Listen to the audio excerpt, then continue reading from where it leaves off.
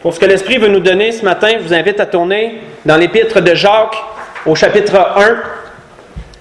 Dans le livre de Jacques, l'Épître de Jacques, au chapitre 1. Vous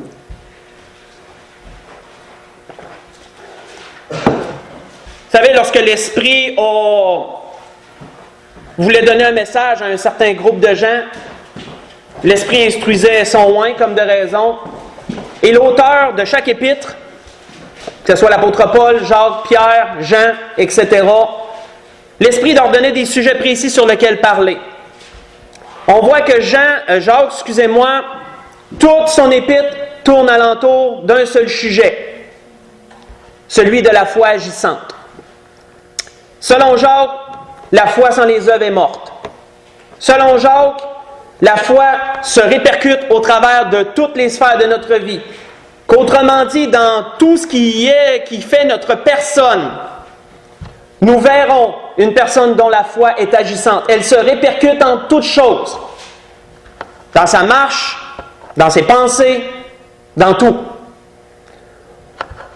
Et pour Jacques, il y avait un sujet sur lequel elle se répercute particulièrement plus que les autres. Et c'est dans ce sujet que l'Esprit veut nous diriger ce matin. Au verset 26, Jacques, chapitre 1, nous est dit, « Si quelqu'un croit être religieux, sans tenir sa langue en bride, mais en trompant son cœur, la religion de cet homme est vaine. » Nous allons arrêter là. Lorsque nous regardons le mot « religion », selon le dictionnaire, religion veut dire un ensemble de pratiques et de rites qui sont propres à une croyance. Certaines dénominations ont leurs croyances et les rites qui sont associés à cela, ils constituent ce qu'on appelle une religion. Nous aussi avons des pratiques et des rites associés à cela.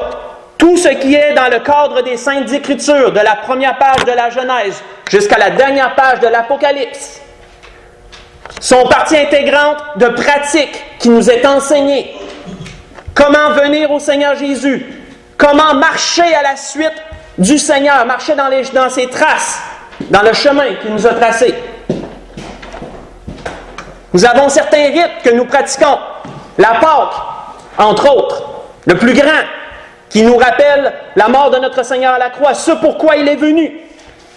Nous sommes aussi dans une religion, si nous regardons cela de cette façon-là. La mise en pratique de tous ces pratiques et de ces rites fait de nous des personnes religieuses, toujours selon Jacques, ce qui nous est dit. Jacques avait toujours dans ses vues la même chose, la même pensée. La foi agissante se reflètera au travers des pratiques d'une personne. Si elle pratique ces choses, elle sera une personne religieuse, nous dirions, à cause de nos croyances, des Saintes Écritures, de ce qu'elles enseignent. Mais qu'est-ce que Jacques disait? Si une personne se dit être religieuse et qu'elle n'est pas capable de tenir sa langue, la religion de cet homme est vaine. Tout ce qu'elle dit pratiquer, tout ce qu'elle dit croire à, ne servira à rien. Cela est vain, veut dire inutile. Pas parce que c'est faux, mais parce que ça n'a aucun impact sur sa personne. La foi agissante, c'est toujours la pensée dans laquelle Jacques parlait. C'est ainsi. Pourquoi Jacques parle-t-il de la langue en particulier? À cause du pouvoir que la langue a. La langue possède, frères et sœurs, un pouvoir qui est bien difficile à discerner tellement qu'il est grand. Elle peut influer sur tellement de choses que selon Jacques, c'est une démonstration de foi agissante qu'une personne qui est capable de contrôler sa langue. On voit que Jacques est celui qui a le plus développé sur ce sujet dans le chapitre 3, comme vous le savez. Vous avez sûrement entendu le même message au fil des temps, des précédents pasteurs sur ce sujet-là. C'est un sujet qui revient souvent. Parce que la foi agissante va se manifester dans ce point précisément en premier lieu. Si nous tournons au chapitre 3, verset 2, nous voyons que Jacques nous dit, soyons réalistes selon Jacques. Jacques nous dit, nous bronchons tous de plusieurs manières. Oui, l'homme est pécheur. Oui, nous pouvons manquer de plusieurs façons. Nous bronchons tous de plusieurs manières. David le disait. Il dit, Seigneur, pardonne-moi mes fautes, ceux que j'ignore, disait David dans un psaume. Nous bronchons tous de plusieurs manières. Mais, dit-il, si quelqu'un ne bronche point en parole, c'est un homme parfait capable de tenir tout son corps en bride. Qu'est-ce que Jacques nous dit? Quel est le message derrière le message? C'est que si tu veux contrôler ton corps, tu dois premièrement contrôler ta langue. Si quelqu'un contrôle sa langue, tout son corps sera contrôlé. Donc, si nous voulons agir comme des enfants de Dieu, nous devons premièrement apprendre à parler comme des enfants de Dieu. Jacques nous continue dans ce chapitre, grand chapitre qui est, je vous dirais, le répertoire principal de ce sujet. Il développe sur 3 thèmes différents, Jacques, dans le chapitre 3. Nous pouvons le décortiquer en 3 thèmes, et l'Esprit veut nous parler ce matin de ces 3 thèmes. Nous voyons premièrement, si nous lisons du verset 3 au verset 4, un thème se développer. Il nous est dit, si nous mettons le mort dans la bouche des chevaux pour qu'ils nous obéissent, nous dirigeons ainsi leur corps tout entier. Voici, même les navires qui sont si grands et que poussent des vents impétueux sont dirigés par un très petit gouvernail au gré du pilote. Nous allons arrêter là. Jacques nous amenait premièrement à la pensée que si un cheval n'a pas le mort dans sa bouche pour être dirigé, il se dirigera au gré de son instinct. Il ira où son instinct le mène. Ainsi que si un bateau est sur l'eau, mais que le pilote n'est pas à la barre pour diriger le gouvernail, le bateau s'en ira au gré des courants. Un cheval qui n'est pas contrôlé est un danger pour celui qui le chevauche. Un bateau qui n'est pas dirigé s'en ira à la dérive, amenant ainsi son passager loin de son objectif. En cela, on se comprend. Qu'est-ce que Jacques développait dans ce premier thème? C'est que la langue peut être premièrement un danger pour soi-même. Pour soi-même. On voit qu'il nous dit, et c'est très important de prendre en considération ce que l'Esprit nous dit ce matin, parce que l'Esprit ne parle jamais en vain. Lorsque l'Esprit parle, c'est toujours pour une raison précise. Il nous est dit à propos de cela, premièrement dans ce premier thème, la langue est un danger pour soi-même. Il nous est dit, les paroles des méchants... excusez-moi, j'ai pas le bon verset. Oui, il y a dans le péché des lèvres un piège pernicieux, mais le juste se tire de la détresse, dit Salomon. Proverbe chapitre 12, verset 13. Salomon toujours de dire, la bouche de l'insensé cause sa ruine, et ses lèvres sont un piège pour son âme. Proverbe chapitre 18, verset 7. Qu'est-ce que Salomon voulait apporter premièrement? Comment la langue peut nous amener dans des situations malaisantes où le malaise règne et que cela peut faire que nous sommes liés d'une certaine façon au travers de cette situation que nous avons provoquée par notre langue. Vous pourrez voir pendant la semaine sur ça Marc chapitre 6, verset 21 au verset 26, où qui nous est parlé d'Hérode. Comment qu'Hérode a un festin, là où son cœur était réjoui par le vin, et que là, je dirais pas sa belle-fille parce qu'il était marié illégalement, la fille d'Hérodia est venue danser devant lui. Qu'est-ce que dit Hérode? Il a fait un serment devant tous ses convives. Sa langue l'a emporté. Il n'a pas su la contrôler. Il a fait avec serment cette déclaration à cette fille, « Je te donnerai ce que tu veux, même la moitié de mon royaume. » Et voici, elle est revenue lui dire, « Je veux la tête de Jean-Baptiste. » Et nous voyons qu'il nous est dit que même si Hérode aimait Jean, il le craignait, le tenait pour un homme droit, et il allait parfois l'écouter, puis il revenait toujours perplexe des choses que Jean-Baptiste lui disait. Même s'il aimait cet homme et qu'il ne voulait pas le mettre à mort, voulait le garder en geôle, certes, mais pas le mettre à mort. On voit que ces paroles l'ont lié, elles sont devenues un piège pour sa personne. Et devant ses convives, devant tout ce qui a été dit devant tout le monde, il était lié.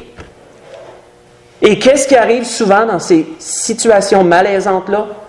La personne, même si elle sait que c'est mal, va choisir les paroles qu'elle a dites plutôt que de revenir sur ce qui est juste et droit. Il en est souvent ainsi. Parce que ça prend du courage pour dire qu'on s'est trompé, pour dire qu'on n'aurait pas voulu dire ça, et qu'on veut revenir sur les paroles qu'on a dites. Ça prend beaucoup de courage. Et très peu de personnes ont ce courage-là. Ils vont la plupart du temps décider d'aller vers les paroles qu'elles ont dites, même s'ils savent que c'est mal. Ils vont aller vers ça. Pourquoi? Parce qu'ils sont liés. La langue est devenue un piège pour eux. On voit qu'il nous est dit à un autre endroit sur cela. Et celui dont la langue est perverse tombe dans le malheur. Proverbe 17, verset 20. Le malheur, selon le dictionnaire, est une situation qui est pénible et qui peut affecter douloureusement quelqu'un. Combien de malheurs peut-il nous arriver dans cette vie que nous aurons provoqué à cause de notre langue? Comme nous le voyons, la langue reste toujours un danger pour nous-mêmes, premièrement. Elle est un danger pour nous-mêmes si elle n'est pas contrôlée. Elle peut nous amener dans des pièges, dans des situations où nous sommes liés. Elle peut nous amener le malheur sur nous. Et même, Salomon nous dit, peut aller encore plus loin. Celui qui est sage de cœur reçoit les préceptes, mais celui qui est insensé des lèvres court à sa perte. La langue peut même nous amener jusqu'à notre perte. Dans d'autres endroits, il nous est dit toujours sur cela, celui qui cligne des yeux est une cause de chagrin, celui qui est insensé des lèvres court à sa perte. Et encore dernièrement, toujours sur le même sujet, puis c'est toujours dans le même chapitre, le sage tient la science en réserve, mais la bouche de l'insensé est une ruine soudaine. Tout dans le Proverbe chapitre 10, ce que je vous ai lu. Verset 8, verset 10, verset 14. Mais la dernière chose qui a été dit, mais la bouche de l'insensé est une ruine soudaine. Qu'est-ce qui arrive lorsqu'on est ruiné? Tout ce qu'on avait autour de nous est parti. Nous nous retrouvons seuls. Une ruine a souvent un rapport au bien. Quelqu'un qui est ruiné a perdu tous ses biens. Mais une ruine peut être aussi au niveau des gens qui nous entourent, des gens qu'on aime. Nos lèvres peuvent nous amener à être un jour seuls, parce qu'on va avoir détruit tous ceux qui sont autour de nous. On va les avoir tous éloignés et on va être rendu tout seul, ruiné. La bouche des insensés peut mener à ruine soudaine, que la Bible dit. Et David, lorsqu'il méditait, lui, sur ces choses, sur cette pensée-là, a dit ceci, « Leur langue a causé leur chute, tous ceux qui les voient secouent la tête. » Psaume 69, verset 9. Leur langue a provoqué leur chute, et tous ceux qui les voient, tous ceux qui regardent cela, secouent la tête. Qu'est-ce que les gens se disent lorsqu'ils secouent la tête? Ça n'aurait pas dû arriver comme ça. C'est ça que les gens se disent. Ça aurait pu être autrement que ça. Ça aurait pu être bien différent que ça. Peu importe. Quand on secoue la tête, c'est parce qu'on n'est pas d'accord avec quelque chose. On garde ça dans notre tête, on garde ça dans nos pensées, mais ça nous affecte quand même. C'est pour ça qu'on secoue la tête. La langue est un piège, premièrement, pour soi-même. Elle est un danger pour notre propre personne. Et même, Jusqu'à présent, on a touché seulement le point de vue humain, le point de vue rapport d'un à l'autre.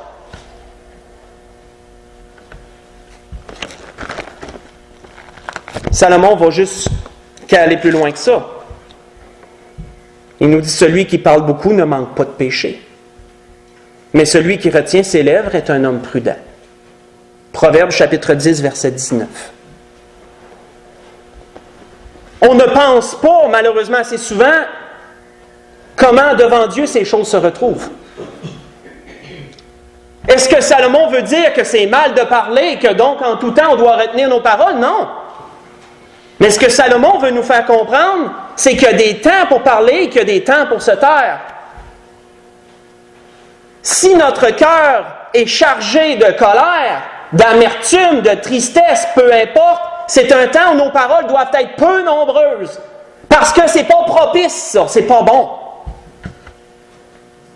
Mais si notre cœur est chargé de joie, d'allégresse, de bonheur, ouvrez les vannes, laissez-les aller, les paroles. C'est rare qu'une parole va être mauvaise dans ces occasions-là.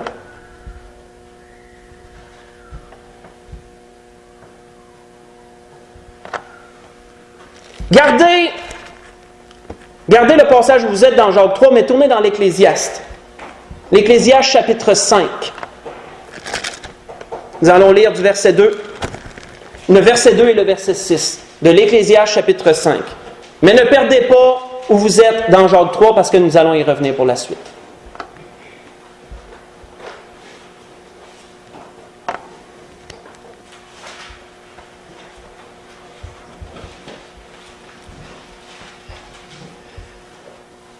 On a vu jusqu'à présent, premier thème, que la langue, si elle n'est pas contrôlée, est un danger pour soi-même. On a vu qu'elle peut nous amener dans des situations malaisantes où nous sommes liés. Et là, nous aurons le choix. Est-ce que nous revenons sur les paroles que nous avons dites ou sinon, si nous continuons dans ces paroles-là, sachant pertinemment que ça va nous mener où nous ne voulons pas aller? On voit que deuxièmement, on a vu que les paroles peuvent nous amener dans le malheur, faire beaucoup de mal à notre propre personne, nos propres paroles, et même aller jusqu'à causer notre ruine. On va se ramasser tout seul en bout de ligne. Plus personne autour de nous. On voit troisièmement que la Bible nous dit que devant Dieu, celui qui parle beaucoup ne manque pas de péché. Et l'Ecclésiaste de dire, chapitre 5, verset 2, « Car si les songes naissent de la multitude des occupations, autrement dit, nos rêves que nous faisons la nuit sont nourris par quoi? Sont nourris par toutes les actions que nous faisons pendant la journée. Souvent, on va rêver de ce qu'on a fait pendant la journée. Le cerveau, il fait comme se détendre. Il mélange tout ce qu'on a fait aujourd'hui puis d'autres affaires ensemble, puis on rêve à des affaires qui n'ont ni queue ni tête. En tout cas, qui nous semblent avoir ni queue ni tête. C'est ça que Salomon nous dit. Car si les songes naissent de la multitude des occupations, la voix de l'insensé se fait entendre dans la multitude des paroles. Et au verset 6, « Car il y a des vanités dans la multitude des songes. Car s'il y a des vanités dans la multitude des songes, il y en a aussi dans beaucoup de paroles.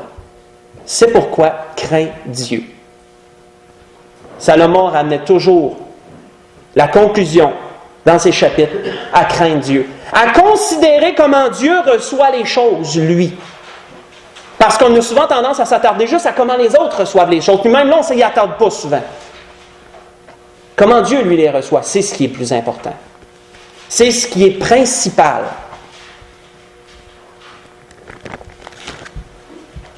Pourquoi est-ce si important? Parce que Salomon nous disait à un autre endroit, c'est du fruit de sa bouche que l'homme rassasie son corps. C'est du produit de ses lèvres qu'il se rassasie. La mort et la vie sont au pouvoir de la langue. Beaucoup de puissance, la langue. La mort et la vie sont au pouvoir de la langue. Quiconque l'aime en mangera le fruit. Proverbe 18, verset 20 et verset 21. Qui veut dire quoi? Que Dieu va s'occuper à ce que nos paroles nous rattrapent. Que Dieu va s'occuper à ce qu'on soit nourri des paroles qu'on aura dites. Si elles sont amères, la nourriture va être également amère. Si elles sont douces, la nourriture va être également douce. Vous le savez, croquez dans un fruit qui n'est pas mûr, puis vous allez leur cracher, puis vous allez jeter le fruit tout entier. Souvent. Parce que ce n'est pas bon. Un autre exemple. On a vu un premier thème. Retournons dans Jacques chapitre 3. Deuxième thème que Jacques voulait développer. Il nous a premièrement parlé d'un premier thème sous deux exemples, le cheval et le bateau. Nous démontrer l'importance de contrôler cela.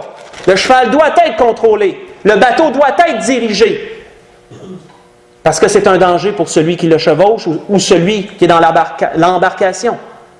Mais qu'est-ce que Jacques nous dit au travers de deux autres exemples? Et Jacques est très imagé, parce que c'est par une image qui vaut 1000 mots, comme on dit.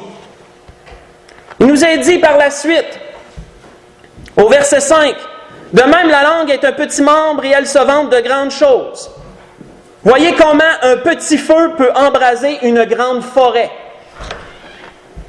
La langue aussi est un feu. C'est le monde de l'iniquité.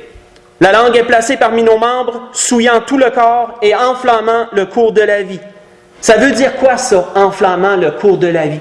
Ça veut dire que tout au long de notre vie, nos paroles vont nous suivre. Elles enflamment le cours de la vie, la roue de la vie, autrement dit. À partir du temps que tu apprends à parler, jusqu'à temps que tu sois conscient des paroles que tu dis, jusqu'à temps que tu meurs, tes paroles vont avoir une répercussion sur ta vie. Elles enflamment le cours de la vie. Étant elle-même enflammée par la géhenne. Toute espèce de bêtes, d'oiseaux, de reptiles et d'animaux marins sont domptés et ont été domptés par l'homme. Mais la langue, aucun homme ne peut la dompter. C'est un mal qu'on ne peut réprimer. Elle est pleine d'un venin mortel. Nous allons arrêter là. Qu'est-ce que Jacques nous dit? Dans un premier temps, il nous dit que la langue est un danger pour nous-mêmes. Mais dans cette deuxième portion, il nous dit que la langue est un danger aussi pour les autres. Le feu, s'il est contrôlé, réchauffe. Le feu, s'il est contrôlé, sert à cuire la nourriture. Il est bénéfique pour l'être humain lorsqu'il est contrôlé. Mais lorsqu'il est sans contrôle, il ravage. Et ce qui le suit n'est que dévastation et ruine en bout de ligne, s'il n'est pas contrôlé. Le venin, c'est encore pire. Parce que le venin, il n'y a rien de bon. À ma connaissance, il ne peut rien faire de bon avec ça. Une fois qu'il est lâché, il endommage les organes. Il peut causer la paralysie, il peut causer même la putréfaction d'un membre. Même s'il est attaché au corps, le membre peut pourrir sur place. Il y a certaines araignées, quand ils lâchent leur venin, ton membre pourrit sur place à partir du temps où la morsure allait, ça s'étend et ça pourrit sur place. Et tu dois même aller parfois jusqu'à amputer ton membre pour t'en sauver. Le venin peut même aller jusqu'à la mort. Que ce soit le feu, que ce soit le venin, remarquez une chose. Une fois qu'ils sont lâchés, ils font le chemin tout seuls. Ils n'ont pas besoin d'être poussés pour continuer. Une fois qu'ils sont relâchés, s'ils ne sont pas contrôlés, ils font le chemin tout seuls puis ils s'en aillent. Puis ils ravagent tout. La langue peut être un danger pour les autres aussi. Lorsque nous regardons ce que les Écritures nous disent sur cela, nous le savons, la Bible est très imagée sur bien des choses. Et la langue n'y fait pas exception.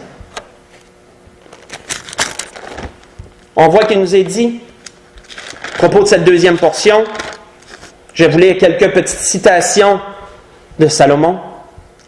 La langue douce est un arbre de vie. Le Seigneur nous disait quoi? Un arbre se reconnaît à ses fruits. Un arbre qui donne de bons fruits va être un arbre attirant, vers lequel on va vouloir aller, parce que le fruit est bon. La langue est un arbre de vie. La langue douce est un arbre de vie. Quelqu'un qui a des bonnes paroles, vous allez chercher à parler à cette personne-là, parce que vous en avez besoin. Si une personne est sage dans sa bouche et qu'elle contrôle sa langue, vous allez chercher à parler avec elle. Mais la langue perverse brise l'âme. Proverbe 15, verset 4. La langue peut coller les morceaux d'un vase. Si vous voyez l'image, la langue peut tout briser le vase aussi. Un coup de marteau qui peut briser entièrement le vase. On voit qu'il nous est dit dans un autre proverbe.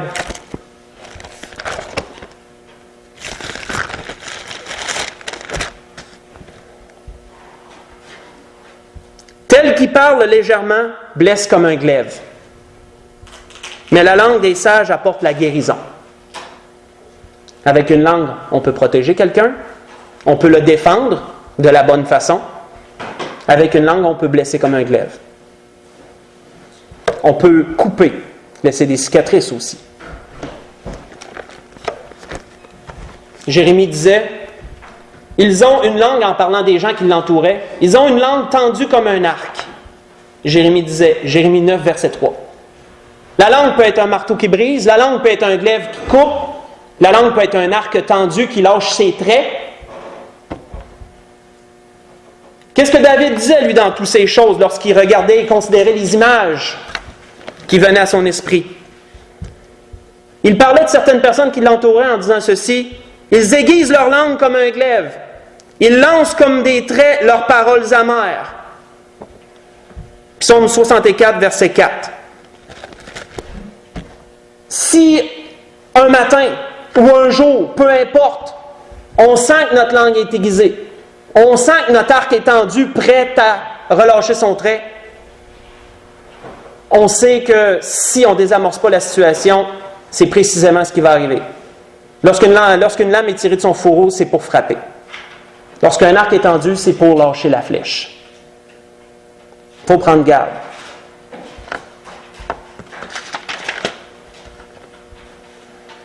Ne permettez pas Job 3, mais tournez dans Job chapitre 5. Nous allons conclure ce deuxième thème. Dans Job chapitre 5.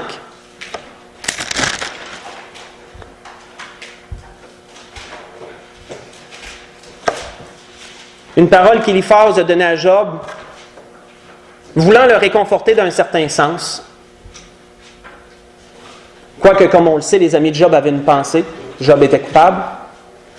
Mais ils cherchaient quand même à le réconforter. Et beaucoup de paroles qu'ils ont dites étaient des bonnes paroles. Des paroles qui étaient selon l'Esprit de Dieu. On voit qu'Éliphaz dit à Job, dans Job chapitre 5, à partir du verset 20, en parlant de Dieu, il dit, « Il te sauvera de la mort pendant la famine, et des coups du glaive pendant la guerre. Tu seras à l'abri du fléau de la langue. Tu seras sans crainte quand viendra la dévastation. » Arrêtons-nous sur ce qui est dit, le fléau de la langue. C'est quoi un fléau, selon le dictionnaire? Grande catastrophe publique. Calamité. Il arrive une épidémie dans la ville de Saint-Georges, vous allez dire c'est un fléau qui s'est abattu sur la ville de Saint-Georges. C'est une grande catastrophe qui atteint plusieurs personnes.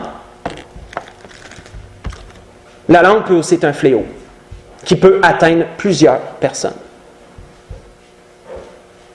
Et Éliphaz dit à Job, il disait, Job, si tu t'occupes de marcher selon les voies de Dieu, si tu t'occupes de diriger ta vie selon le Seigneur, Dieu va te protéger de ce fléau-là. Voulant dire quoi? Voulant dire que même si le fléau frappe, toi, tu seras capable de le supporter. On le dit, une langue peut être dangereuse pour les autres. Si on est frappé par la langue d'une certaine façon, par la langue d'un autre, Dieu nous certifie que si on demeure droit devant lui, il nous préservera des effets de cela. C'est pourquoi il est dit au verset 22, « Tu te riras de la dévastation comme de la famine. Tu n'auras pas à redouter les bêtes de la terre. »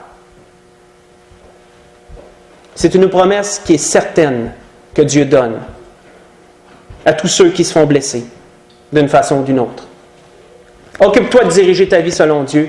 Dieu va te préserver des effets. En conclusion, on a vu deux thèmes jusqu'à présent à propos de la langue. On a vu que la langue est un danger pour soi-même. On a vu que la langue est un danger pour les autres. Mais Jacques ne voulait pas se résumer seulement à cela. Jacques ne voulait pas s'arrêter là. Jacques voulait aller au cœur. Il voulait aller au cœur même des choses dans cela. Et donc, nous allons conclure par ce qui suit dans Jacques 3.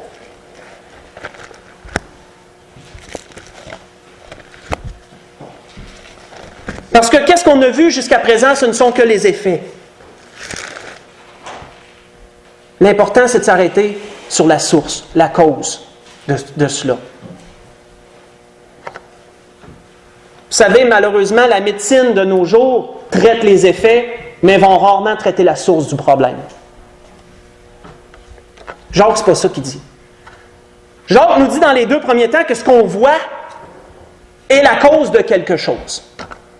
Et que si le problème est réglé à la source, le restant sera enrayé, annulé. Il nous dit, à partir du verset 9, « Par elle, toujours par la langue, nous bénissons le Seigneur notre Père. Par elle, nous maudissons l'homme qui est fait à son image. » Et Jacques nous dit, « De la même bouche sortent la bénédiction et la malédiction. Il ne doit pas, mes frères, en être ainsi. La source fait-elle jaillir par la même ouverture de l'eau douce et de l'eau amère? Si vous regardez l'image lorsque le peuple était dans le désert et qu'ils sont arrivés devant une source qui était imbuvable, le peuple a murmuré. Pouvait-il y avoir de l'eau douce et de l'eau amère dans la même source? Absolument pas. Moïse a dû jeter son bâton dans l'eau et la source est devenue pure. Lorsque notre Seigneur Jésus jette le bâton de sa parole dans notre source, l'eau devrait devenir pure, en principe, si on a vraiment compris quelque chose. Si l'eau reste amère, on a un problème. Cherchons la source, là. Il y a quelque chose. Un figuier, mes frères, peut-il produire des olives? Ou une vigne des figues? Revenons sur ce que le Seigneur Jésus a dit. Un arbre se reconnaît à ses fruits. Un pommier ne peut pas produire des oranges. On ne cueille pas non plus des raisins sur des épines. Parce que les grappes de raisin qui donnent un fruit délicieux ne contiennent pas d'épines, en principe. À moins qu'il y ait une nouvelle variété qui est sortie que je ne connais pas. Qu'est-ce que Jacques nous dit? C'est de la source que tout le restant dépend. Jacques nous dit exactement ce que le Seigneur a dit à un moment donné sur cela. Et vous connaissez bien ces paroles. Mais ce qui sort de la bouche, disait le Seigneur, vient du cœur. Le cœur, c'est quoi? C'est la source. Qu'est-ce que Salomon disait? Préserve ton cœur par-dessus toute autre chose parce que de lui sortent les sources de la vie. Qu'est-ce qu'on a dit tantôt? La langue va enflammer le cours de la vie. Elle te suit à partir du temps que tu es conscient des paroles que tu dis jusqu'à ce que tu meurs. C'est du cœur, disait le Seigneur, que viennent toutes les paroles. Donc, si les paroles sont amères, posons-nous la question, est-ce que la source est également amère? Et là, ça se répond de soi. Si la source a un problème, ça va se répercuter. Parce que la langue, c'est le haut-parleur du cœur. La langue va simplement dire tout ce qui se passe dans ton cœur. Elle ne fait que le dire, elle. C'est le haut-parleur. Ça dégage ça. Un cœur qui est malade, qui est triste, blessé, peu importe, va produire le genre de parole qu'elle produira. Un cœur qui est régénéré, un cœur qui est dans la joie, dans la paix, va produire les paroles en conséquence. David disait dans son psaume, « Des paroles pleines de charme bouillonnent dans mon cœur, disait David. Mon œuvre est pour le roi. Que ma langue soit comme la plume d'un habile écrivain. » Psaume 45, verset 2. David voulait que sa langue soit comme une plume qui écrirait un beau poème. Pourquoi? Parce que dans son cœur bouillonnaient des paroles de charme, des paroles douces. Donc David savait que l'œuvre serait bonne.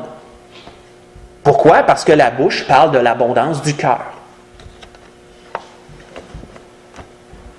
Pour conclure complètement ces choses, tournons dans Matthieu chapitre 14, chapitre 12, excusez-moi, Matthieu chapitre 12, et nous conclurons sur ce sujet ce matin.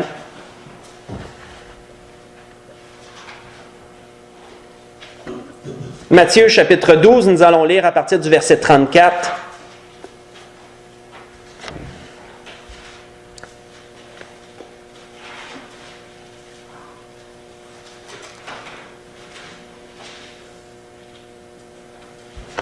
le Seigneur a parlé sans détour, et je dis bien sans détour, on va le voir tout de suite quand ça va commencer, aux scribes et aux pharisiens qui étaient devant lui. Race de vipères, comment pourriez-vous dire de bonnes choses méchants comme vous l'êtes? Car c'est de la bouche, c'est de l'abondance du cœur que la bouche parle. L'homme bon tire de bonnes choses de son bon trésor. Le trésor étant le cœur, l'homme bon va tirer de bonnes choses de son bon trésor. Et l'homme méchant tire de méchantes choses de son mauvais trésor. Tout dépend du cœur. Écoutons ce que l'Esprit nous dit ce matin. Si nous réalisons que nos paroles ne vont pas selon ce que nous enseignent les Écritures, posons-nous la question sur l'état de notre cœur. Si le cœur est malade, il doit être traité. Dieu veut le traiter. Dieu veut nous aider à cheminer. Et ça doit être le but d'une personne, de se rapprocher de Dieu, de se raffermir dans ses voies. Ça doit être le but d'une personne. Je vous le dis, disait le Seigneur. Pourquoi? Pour conclure, pourquoi tout cela était dit? Je vous le dis, au jour du jugement, les hommes rendront compte de toute parole vaine qu'ils auront proférée. Car par tes paroles tu seras justifié, et par tes paroles tu seras condamné. La Bible nous dit qu'il n'y a aucune condamnation pour ceux qui sont en Jésus-Christ, dit l'apôtre Paul dans Romains 8. Mais ne croyons pas qu'à cause de cela, il n'y aura pas des réprimandes de la part du Seigneur. Nos paroles nous suivent tout au long de notre vie. Et qu'est-ce que le Seigneur nous dit? Certaines vont nous suivre dans l'éternité aussi. Prenons garde à toutes ces choses que l'Esprit nous a données ce matin et agissons en conséquence afin de s'attirer les grâces du Seigneur et non le châtiment. C'est la grâce que je nous souhaite. On peut se lever pour le dernier cantique.